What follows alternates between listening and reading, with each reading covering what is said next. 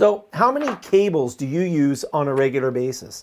USB-C cables, proprietary cables, all sorts of video cables. It's pretty overwhelming. And you may have seen the video that I did on the channel where I talk about getting a small little container and carrying the most common cables that you use with you where you go.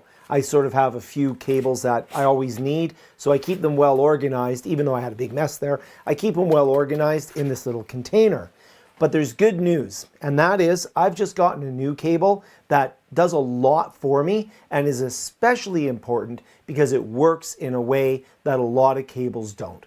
Hey everybody, my name is Frank. Welcome to Learning and Technology with Frank, a channel where we look at how we can teach and learn and be more productive using technology. Now, you might be wondering, why am I creating a video about a cable? And the reason I am is because it's an area of confusion for a lot of people.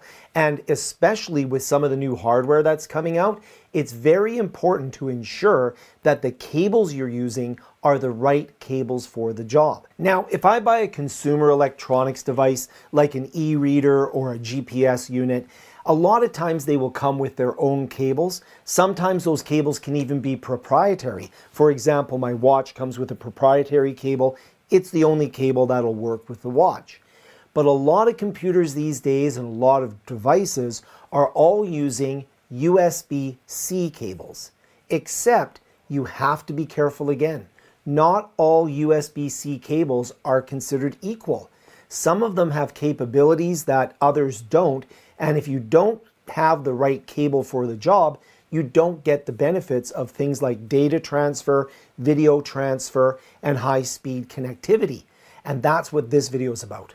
I recently received this AOHi cable. It was sent to me by the company so I could review it, and I've been using it for a few weeks now. This is when I first got it. I unboxed it.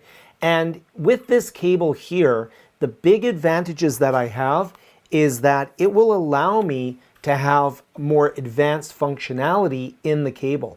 This is very important because I use a lot of Mac equipment. So if I have something like my Mac M4 or anything with Thunderbolt connectivity, I have a lot of high-end monitors that can display 8K and allow for USB-C video input. But not all cables are capable of doing the either high-speed data transfer or the high-speed video transfer. This is a USB 4.2 cable, and it'll allow me to transfer at 120 gigabits per second in a unidirectional manner, or 80 gigabits per second in bidirectional. That's very high speed and allows me to use things like external hard drives and external storage, as well as external high quality video. It allows me to have 8K video at 120 hertz and 4K video at 240 hertz. It also allows me to have 240 watt power transfer, which is very important because a lot of times if I want to have a device charging, I need that higher level of wattage so that I can actually power the external device through this cable. So there are a lot of things you can do with this cable. I don't necessarily recommend that you use it to play with your cat, but you know, she was here, she wanted to be in the video. There you go, Blossom. No, but seriously though, this cable is a high quality cable that is built very, very well. The big thing with it though is having the ability to do the 240 watt charging. A lot of times less expensive cables cannot charge high power or high capacity devices. That's critical. I also really like this cable for powering my USB-C driven displays. So I'm actually going to have to go out and get some more of these cables just because I'm slowly going to be replacing all of my USB-C cables that I currently have with this higher quality, higher capacity cable that I have here. Now, something that really sets this cable apart is the data transmission speed to external storage. Building a storage area network or network attached storage is one thing. Getting access to that storage is another.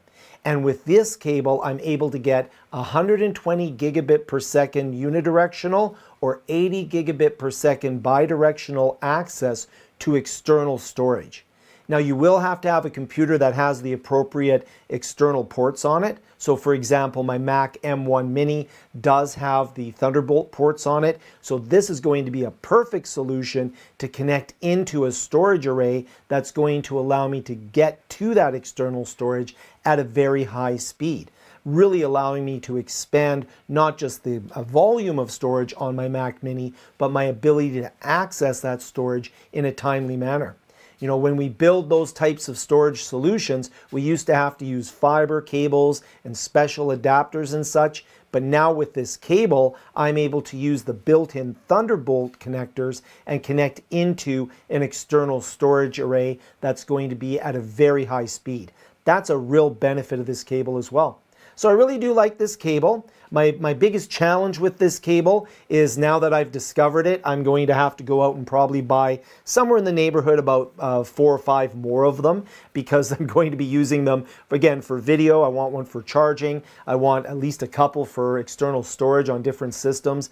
I think I'm going to have to go pretty deep into these cables. But you can get them as well. And the manufacturer has given me a discount, 15%. I'll put the link down below. I'm going to be using that link myself because I do want to get many more of these cables. I just thought I would share that with you.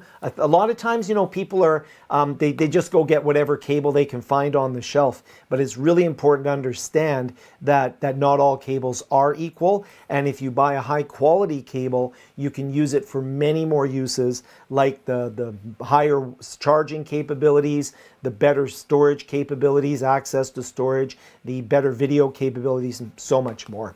Thank you so much for watching, and we'll see you in the next video.